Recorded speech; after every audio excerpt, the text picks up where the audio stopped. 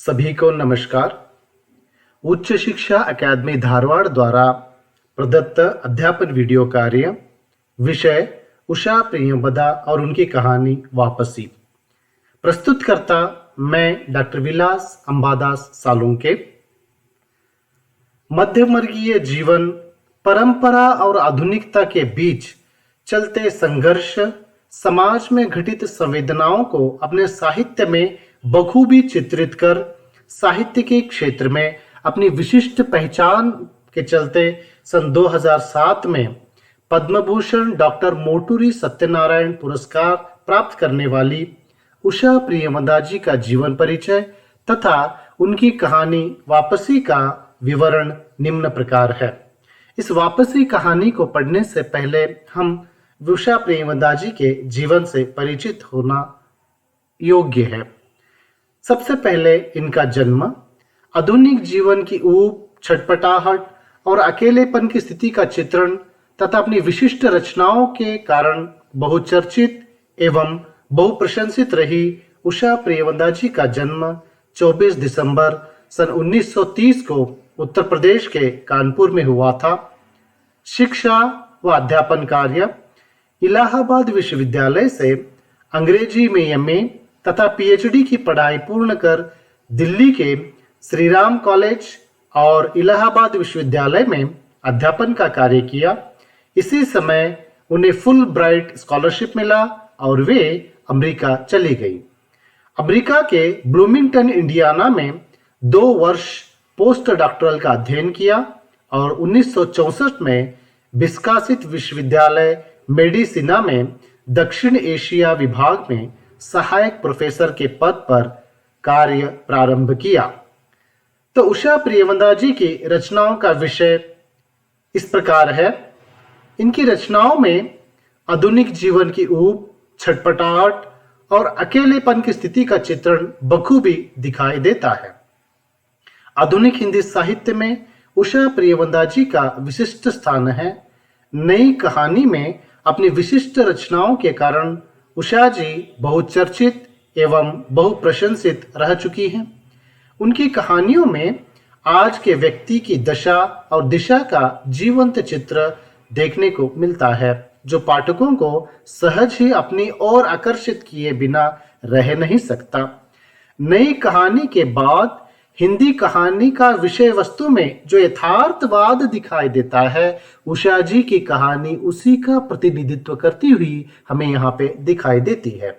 उनकी वापसी कहानी परंपरा और आधुनिकता के बीच का जो द्वंद्व है, उस द्वंद्व को उजागर करती हुई हम देखते हैं। आधुनिकता के इस दौर में 2 पीढ़ियों के बीच हो रहे बदलाव के टकराव का लेखा जोखा इस वापसी कहानी में हमें देखने को मिलता है। तो केवल कहानियां ही नहीं बल्कि उषा प्रियंवदा जी उपन्यासकार के रूप में भी जानी जाती हैं। उनके उपन्यास इस प्रकार हैं। सन 1961 में उनका पहला उपन्यास प्रकाशित हुआ, जिसका नाम है 55 खंबे लाल दीवारें। उसके बाद सन 1967 में रुकोगी नहीं राधिका नामक उपन्यास बाजार में आया। उसके पश्चात सन 1984 में शेष यात्रा, सन 2000 में अंतर्वशी, भया कबीर उदास 2007 में प्रकाशित हुआ।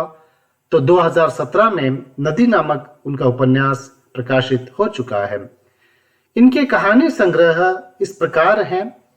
सबसे पहले वनवास, दूसरा कितना बड़ा झूठ, तीसरा जिंदगी और गुलाब के फूल, चौथा एक कोई दूसरा, पांचवें मेरी प्रिय कहानियां, शून्य आदि कहानी संग्रह इनके प्रकाशित हो चुके हैं। तो उषा प्रियंवदा जी को उनके साहित्य के प्रति रही लगन को देखते हुए 2007 में पद्म भूषण डॉक्टर मोटूरी सत्यनारायण पुरस्कार प्राप्त हुआ। राष्ट्रपति प्रतिभाताई पाटिल के शुभ हस्ते पुरस्कार प्राप्त करते हुए उषा प्रियंवदा जी को आप यहाँ पे देख सकते हैं। तो वापसी कहानी से पहले हम यह देखेंगे कि मूलतः कानपुर की रहने वाली उषा प्रियंवदा एक प्रवासी भारतीय हैं। इस वापसी कहानी का प्रकाशन वर्ष 1960 है। यह कहानी आज के जीवन की बदलती परिस्थितियों में बदलती हुई वास्तविकता का रचनात्मक साक्षात्कार है, कहा जाए तो ज्यादती नहीं होगी। कहानी का कथानक मध्यवर्गीय परिवार पर आधारित है। पुराने लोग नई मान्यताओं को स्वीकार करने के पक्ष में नहीं होते और न नए लोग प्राचीन मान्यताओं को स्वीकार करने के पक्ष में होते हैं। फलतः क्या होता है, नए और पुरानी मान्यताओं के बीच संघर्ष होता है। हम देखते हैं कि इसका सीधा प्रभाव समाज पर पड़कर वह टूटता जा रहा है। तो इस वापसी कहानी में प्रमुख पात्र के रूप में हम गजाधर बाबू को देखते हैं। इसी के साथ गजाधर बाबू का परिवार भी हम परिवार के अन्य पात्रों को भी इसमें देखते जाते हैं। तो परिवार के पात्रों को देखने से पहले गजाधर बाबू जिन स्टेशनों पर काम किया करते थे, उस स्टेशन पर एक नौकर था जिसका नाम है गणेशी।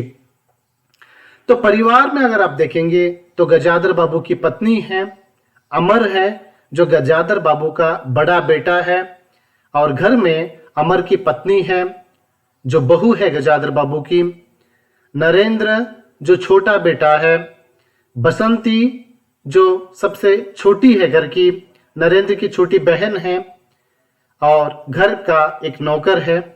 साथ ही साथ कांति, ये गजाधर बाबू की ही बेटी है, किंतु इसका ब्याह हो चुका है, जो अब इस घर में नहीं रहती, वह ससुराल चली गई है। तो कहानी का जो कथानक है वह इस प्रकार है। गजाधर बाबू का 35 साल की नौकरी के पश्चात घर वापस लौटने की खुशी एक और है, तो दूसरी ओर एक परिचित, स्नेही, मिलनसार, आदरमय, सहज संसार से दूर होने का दुख भी उन्हें बेचैन करता जाता है।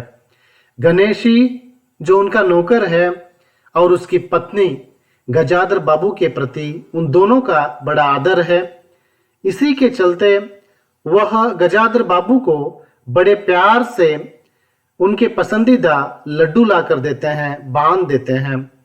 गजाधर बाबू का भी उनके प्रति बहुत ही स्नेह है। इसीलिए गजाधर बाबू लौटते समय गणेशी से कहते हैं, कभी कुछ जरूरत हो तो लिखना गणेशी, इस आगहन तक बिटिया की शादी कर दो की बात गजाधर बाबू करते हैं। नौकरी सेवानिवृत्त होकर बड़ी उम्मीद से अपने परिवार के स्नेह और आदर के मध्य रहने गजाधर बाबू लौटकर घर आते हैं। तो नरेंद्र कमर पर हाथ रखकर पिछले दिन देखे फिल्म के नृत्य की नकल कर सबको हंसा रहा था। बसंती बड़ी बहू ठहाके लगाकर बड़े जोर जोर से वे हंस रहे थे। गजाधर बाबू भी इस मनोविनोद में भाग लेकर खूब मन खोलकर हंसना चाहते थे। उनका मन भी यह कर रहा था, किंतु इस बात का एहसास होते उन्हें देर नहीं लगा कि मैं कबाब में हड्डी बनाया हूं।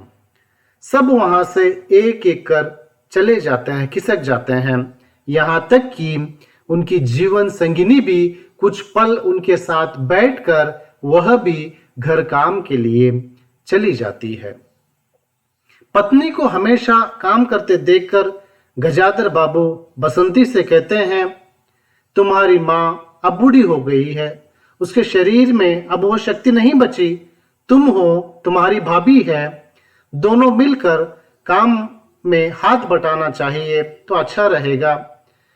तो इसी के चलते बसंती को शाम का तो सुबह का भोजन बहू बनाने का फैसला लिया गया और यह तय भी हुआ जो गजाधर बाबू यही चाहते थे।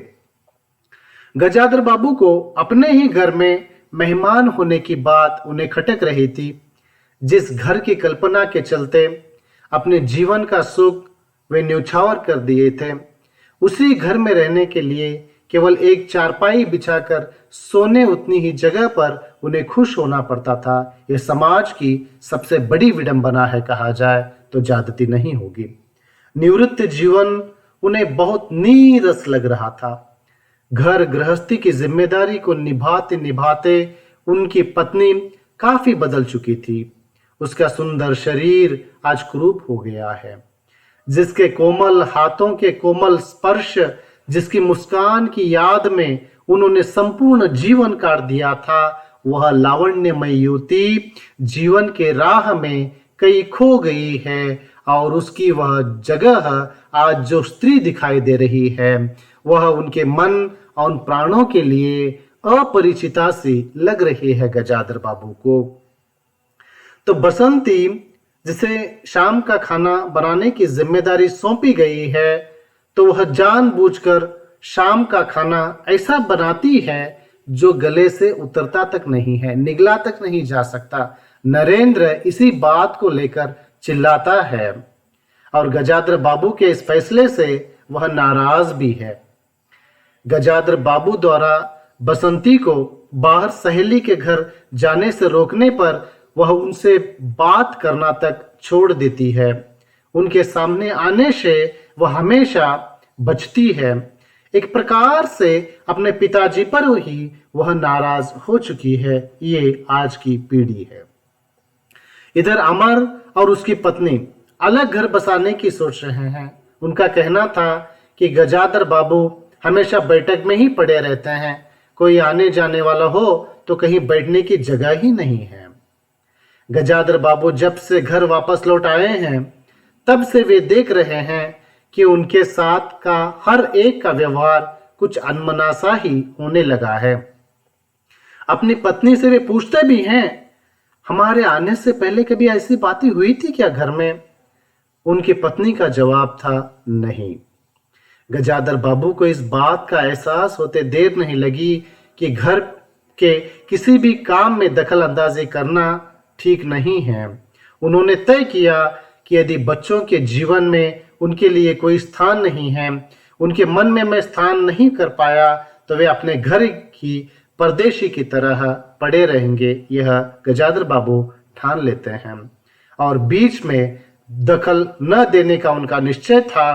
किंतु स्वभावानुसार पत्नी द्वारा नौकर की शिकायत पर अपना मौन तोड़कर वे एक दिन बोल उठे, घर में 3 मर्द हैं, छोटा मोटा काम कर लिया करेंगे, ऐसे में नौकर की क्या आवश्यकता है?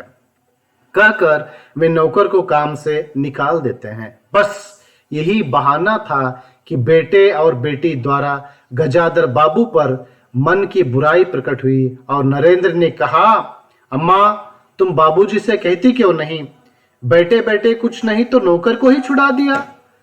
बाबूजी समझते होंगे कि मैं साइकिल पर गेहूं रख आटा पीसने जाऊंगा, तो यह मुझसे कदापि नहीं होगा। बसंती का भी स्वर था, जो गजाधर बाबू की बेटी थी। वह कह रही है, मैं कॉलेज भी जाऊं और लौटकर घर में झाड़ू भी लगाऊं, यह मेरे बस की बात नहीं है। यहाँ तक कि उनका बड़ा बेटा अमर भी कहता है, बूढ़े आदमी हैं, चुपचाप पड़े रहे, हर चीज में दखल क्यों देते हैं? तो उपरिक्त सभी बातों को सुनकर गजाधर बाबू के दिल में तीर लगने का भास हुआ, किंतु वे मौन थे। एक दिन अपनी पत्नी को बुलाकर उन्होंने कहा, मुझे सेठ रामजी लाल की चीन मिल में नौकरी मिल गई है, मैं जा रहा हूं। सोचा था बरसों तुम सबसे अलग रहकर दिन बिताने के पश्चात सेवा निवृत्ति के बाद जीवन के जो अंतिम क्षण हैं उन क्षणों को अपने परिवार के स्नेह में व्यतीत करूंगा, किंतु नीति को कुछ और ही पसंद था। खैर परसों मुझे जाना है, क्या तुम साथ चलोगी? गजाधर बाबू ने बड़े प्यार से, बड़ी आत्मीयता से, बड़ी उम्मीद से अपनी पत्नी से पूछा, किंतु पत्नी घर गृहस्थी में इतनी गुल है कि वह कहती है, नहीं मैं नहीं आऊंगी। अगर मैं आऊंगी तो घर का क्या होगा? घर में जवान लड़की जो ठहरी। तो गजाधर, यहाँ हम देख सकते हैं कि गजाधर बाबू की पत्नी भी अपने अपना जो जीवन साथी है उसके साथ जाने के लिए तैयार नहीं है। वह अपने घर गृहस्थी में इतनी घुल मिल गई है कि वही उसको सब कुछ लग रहा है और उसी का फायदा बेटा बेटी बहू उठाते हुए हम इस कहानी में देखते जाते हैं। अंत में गजाधर बाबू आंखें भरकर एक बार अपने मकान की ओर देखते हैं और चीन मील की नौकरी के लिए वे चल बसते हैं। तो इस कहानी का उद्देश्य क्या है?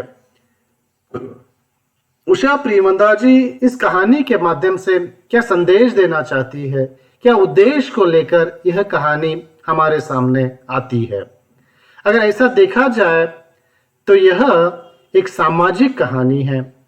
मानव के सुख स्वप्न हमेशा पूरे नहीं होते। वास्तविकता उनके सुख स्वप्न को चूर चूर कर देती है।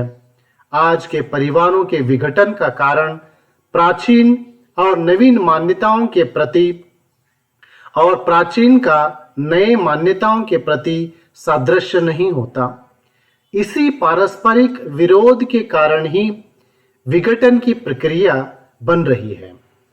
यह एक व्यक्ति की परिवार में वापसी नहीं है, बल्कि पुरानी मान्यताओं की वापसी है तथा नवीन दिशा की ओर उन्मुख होने की प्रेरणा है। गजाधर बाबू की चारित्रिक विशेषताओं की ओर अगर हम ध्यान देंगे, आप देख सकते हैं चित्र में कि गजाधर बाबू जीवन से ऊब गए हैं। उनका मन निराशा से भर चुका है और जिंदगी भर जिस खुशी के लिए, जिस उम्मीद को लेकर गजाधर बाबू जीवन जी रहे थे, उन सभी उम्मीदों पर पानी फिर गया है। उनके सपने रेत की दीवार की तरह सब ढह चुके हैं। अगर इस पूरी कहानी में गजाधर बाबू के चारित्रिक विशेषताओं की ओर अगर हम गौर करेंगे तो निम्न बातें हमें दिखाई देती हैं। तो सबसे पहले अगर हम गौर करेंगे कि गजाधर बाबू एक व्यवहार कुशल व्यक्ति हैं, कहा जाए तो ज्यादती नहीं होगी। अगर आप देखेंगे गजाधर बाबू व्यवहार को भली भांति जानते हैं। वे देहातों में स्टेशनों पर भले ही काम करते होंगे, लेकिन अपने बेटों के भविष्य की चिंता उनके मन में हमेशा खटकती रहती है। इसीलिए अपने बच्चों की भलाई के लिए, अपने बच्चों के भावी उज्जवल भविष्य के लिए वे शहर में घर लेकर मकान बनवाते हैं और उन्हें एक अच्छी शिक्षा देने का प्रयास उनका रहा है। क्योंकि आज बिना शिक्षा के कुछ भी नहीं है, शिक्षा ही सर्वस्व है और उसी के चलते अपने बेटे अपने पैरों पर खड़े हो सकते हैं। इस बात का एहसास गजाधर बाबू को है। इसीलिए तो वे शहर में भले ही स्वयं अनेक तकलीफों को उठाने के बावजूद वे शहर में घर बनाते हैं। तो इससे उनकी व्यवहारिक कुशलता हमें यहाँ पे दिखाई देती है।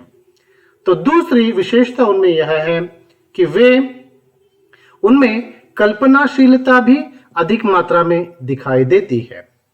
तो गजाधर बाबू यह भविष्य की कल्पना करते हुए वो सोचते हैं कि भविष्य में आगे चलकर अगर हम शहर में घर बनवाएंगे तो भविष्य में बच्चों का भविष्य उज्जवल हो जाएगा और हम बच्चों को अगर अच्छी नौकरी मिल जाएगी, बच्चे अच्छे संस्कारित हो जाएंगे, बच्चे अच्छी शिक्षा प्राप्त करेंगे तो कल के दिन हमारा जीवन सुखमय हो जाएगा।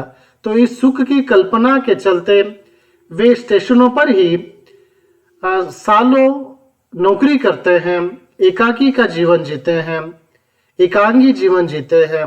उसके बावजूद वह इन सपनों में इस कल्पना में जीते हैं कि चलिए नौकरी का समाप्त होने पर, सेवानिवृत्त होने पर अपना जो स्नेहमयी संसार है, अपनी जो पत्नी जान से ज्यादा मेरा ख्याल करती है, जो मेरे बेटे जिनके साथ रहकर अपने बचपन के दिनों को मैं नए से ढूंढूंगा, यह कल्पना उनकी थी।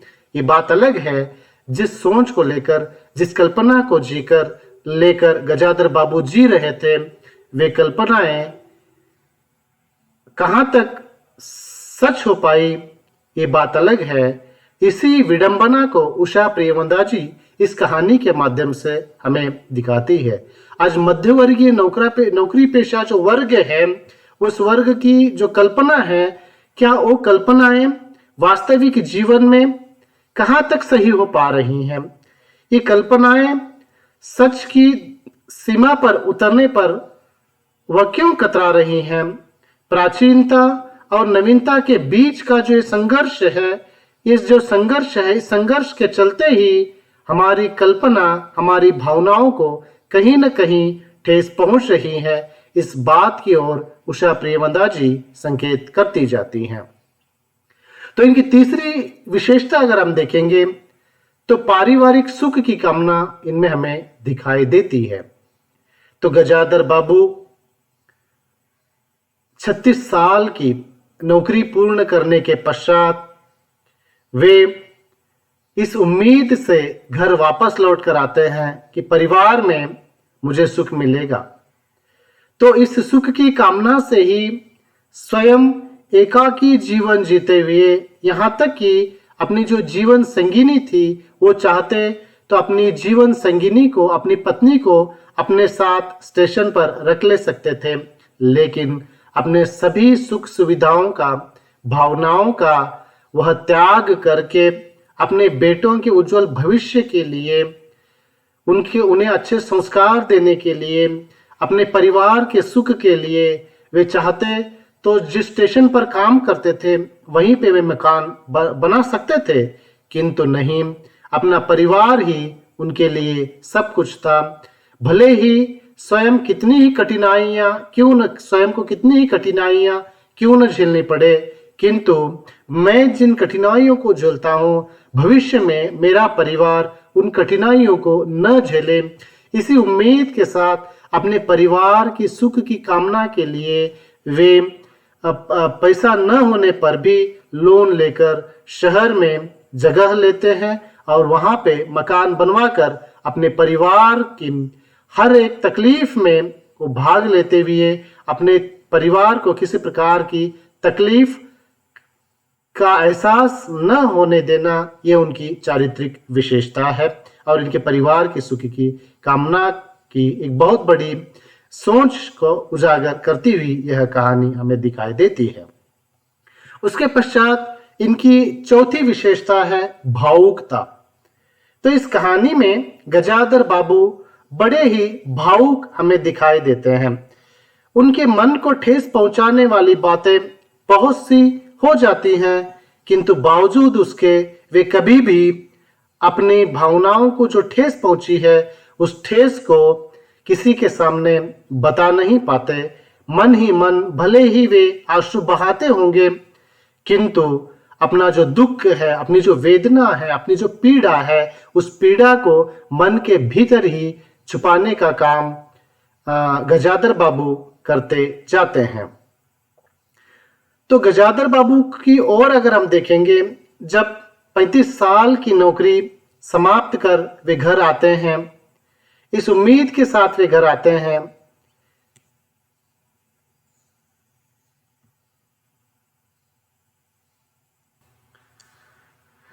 इनकी चौथी विशेषता है भावुकता। तो इस पूरी कहानी पढ़ने के पश्चात हम गजाधर बाबू को हमें गजाधर बाबू को समझते देर नहीं लगती कि बहुत ही भावुक जीव गजाधर बाबू रहे हैं। हमेशा वे अपने सुख का त्याग करते हुए अपने परिवार के सुख में ही अपने सुख को देखने वाले गजाधर बाबू बड़े भावुक प्रतीत होते हैं।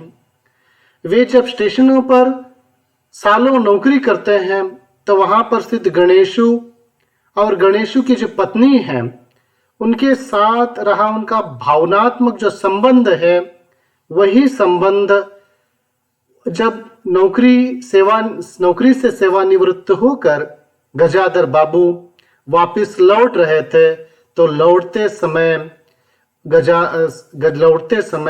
गणेशू की जो पत्नी है गजाधर बाबू के पसंदीदा लड्डू लाकर वह देती है। तो इस देने के पीछे हमें यह दिखाई देता है कि गजानंद बाबू भावनात्मक रूप से उनके मन में कितने बसे हुए हैं। तो गजाधर बाबू अगर वो चाहते तो अपने पत्नी को भी स्टेशन पर ही साथ रख ले सकते थे, किंतु वे अपने तकलीफ में अपने पत्नी को भागीदार करना नहीं चाहते थे।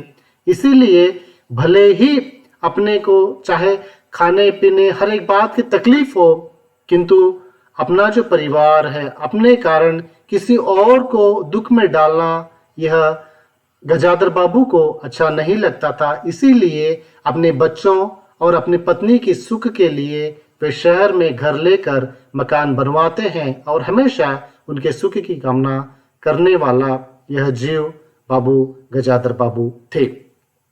तो गजाधर बाबू जब अपनी सेवा से निवृत्त होकर घर आते हैं, बड़ी उम्मीद के साथ एक स्नेहमय आदर में जो जीवन है उस जीवन को अपने बेटों के साथ अपनी पत्नी के साथ जो एकांगी जीवन अब तक उन्होंने बिताया था उस एकांगी जीवन को वे पुनः कदापि भी याद करना यह उनके लिए दुखदायक था। उसे भूलकर वह अपने परिवार के साथ जो बचे हुए जीवन के अंतिम दिन है बड़ी खुशी के साथ उनके साथ बिताना चाहते थे, लेकिन सच्चाई कुछ और ही थी। हमेशा कहा जाता है मनुष्य जो सोचता है वह पूर्णता तक नहीं पहुंच पाता। हम जो सोचते हैं वह सब कुछ हमारे मन के मुताबिक ही हो, ऐसा कदापि नहीं होता। तो ठीक ऐसे ही गजाधर बाबू के साथ भी कुछ होता है। गजाधर बाबू जिन कल्पनाओं के महल को संजोकर जिन खुशियों की उम्मीद से घर की दहलीज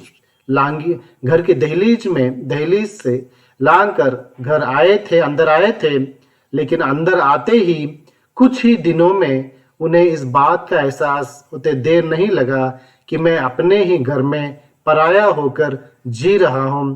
कभी कभार गजाधर बाबू इस बात को सोचते सोचते उनकी आंखें उनका मन भर आता था, उनको बहुत वेदना होती थी, उनको पीड़ा होती थी।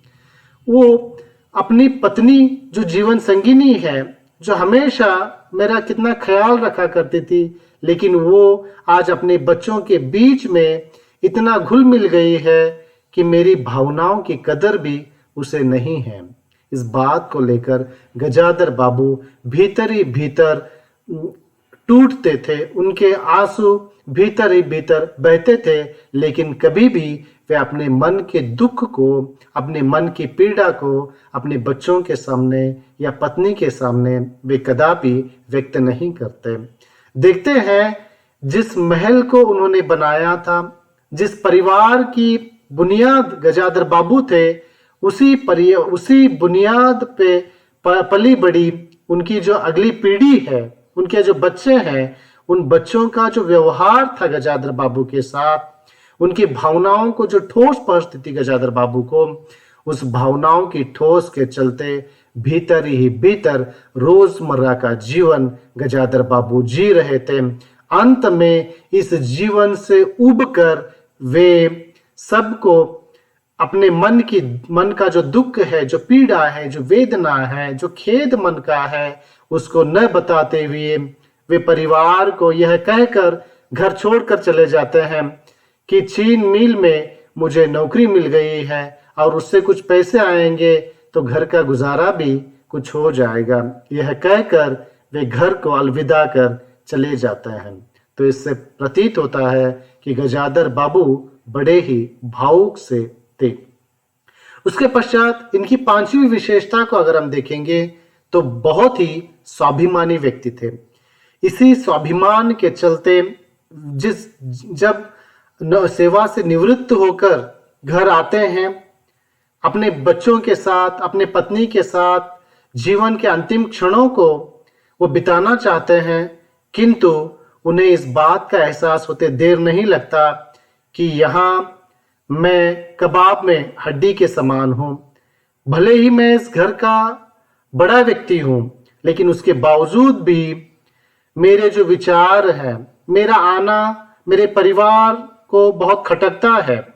मैं इस परिवार में रहने से मेरे परिवार को ही एक बंधन का एहसास होता है। मैं स्वतंत्र होकर अपने परिवार के साथ खुलकर जीना चाहता था, लेकिन मेरा परिवार है कि मुझे स्वतंत्र रूप से जीने के लिए नहीं देता। तो गजादर बाबू की जो भावनाएं हैं, उस भावनाओं की कद्र जब उस घर में नहीं होती, तो स्वाभिमानी स्वभाव के गजादर बाबू खुद ही घर त्याग कर चीन मिल में नौकरी के लिए चले जाते हैं। जिस एकांगी जीवन के पश्चात एक प्यार के माहौल में, अपनत्व के माहौल में स्नेहमयी जीवन वह जीना चाहते थे, लेकिन उसके पूरे विरुद्ध, उनके मन के विरुद्ध बातें सब घटती हैं। और अपने स्वाभिमान की रक्षा करते हुए गजादर बाबू उस घर से, जिस घर में घर के लिए उन्होंने बहुत सालों सपने संजोए थे, उस सपनों को त्याग कर फिर से एकांगी जीवन बिताने के लिए चीन मिल में नौकरी के लिए चले जाते हैं। उसके पश्चात इसकी छठी विशेषता हमें अनुशासन प्रियता दिखाई देती है। इस अनुशासन प्रियता के कारण ही गजादर बाबू का समाज में एक स्थान है। वे हमेशा एक स्वाभिमानी का जीवन जीना चाहते थे। उनका जीवन बहुत अनुशासन, डिसिप्लिन का जीवन बना हुआ था। वे हमेशा उस डिसिप्लिन को बनाए रखकर ही, इसी डिसिप्लिन के चलते अपने परिवार को वे शहर में घर बनवा कर देते हैं। और भले ही अपनी जो अगली पीढ़ी अपने बच्चे अपने पितृ धर्म को भूल चुके होंगे, अपनी जो पुरानी पीढ़ी है, पुरानी पीढ़ी के प्रति जो उनका जो आदर है, जो गौरव है, उसे वे भूल गए होंगे, लेकिन अपनी अनुशासनता में वे कहीं भी कमी आने नहीं देते। जब वो निवृत्त होकर घर चले जाते हैं, वो वहां पर उनके भावनाओं को ठेस पहुंचती है। उसके बावजूद भी अपना पितृ धर्म निभाते हुए गजादर बाबू चीन मिल में अपनी मन की भावनाओं को मन में ही छुपाकर चीन मिल में नौकरी करने के बहाने घर त्याग कर चले जाते हैं। इससे उनकी अनुशासनता हमें दिखाई देती है। उसके पश्चात बुद्धिमत्ता, इनकी बुद्धिमत्ता अगर आप देखेंगे तो बहुत ही चतुर थे, बुद्धिमान थे। अगर यह उनमें बुद्धिमत्ता न होती तो परिवार को बिखेरते हुए देर नहीं लगती। इनके परिवार को एकजुट होकर परिवार की खुशी को बनाए रखना, ये अपने आप में, भले ही अपने को बहुत तकलीफ होती होगी, लेकिन उसके बावजूद उस तकलीफ को सहन करने के पश्चात भी अपने परिवार को सुख की जिंदगी जीने के लिए मार्ग प्रशस्त करना, ये बुद्धिमान व्यक्ति का लक्षण होता है, जो गजादर बाबू में हमें दिखाई देती है। तो इस कहानी को पढ़ने के पश्चात हमें प्रमुख रूप से निम्नलिखित विशेषताएं इस कहानी में दिखाई देती हैं। तो पहली विशेषता क्या है इस कहानी की? तो पहली विशेषता है, यथार्थ की धरातल पर यह कहानी खरी उतरती है। इस कहानी की दूसरी विशेषता है, इस कहानी में मध्यवर्गीय परिवार की यह कहानी रह चुकी है। और तीसरी विशेषता है, परंपरा और आधुनिकता का जंग इस कहानी में हमें दिखाई देता है। तो चौथा है, समाज में घटती जो संवेदना है, इस संवेदना का चित्रण इस कहानी में हम देखते हैं। और इसकी जो पांचवी विशेषता है वह है, मध्यवर्गीय नौकरी पेशा परिवार की जो समस्या है, उस समस्या को हम इस कहानी में देख सकते हैं। आशा है कहानी आप सबको समझ में आई होगी। सभी को डॉक्टर विलास अंबादास सालुंके का हृदयपूर्वक नमन।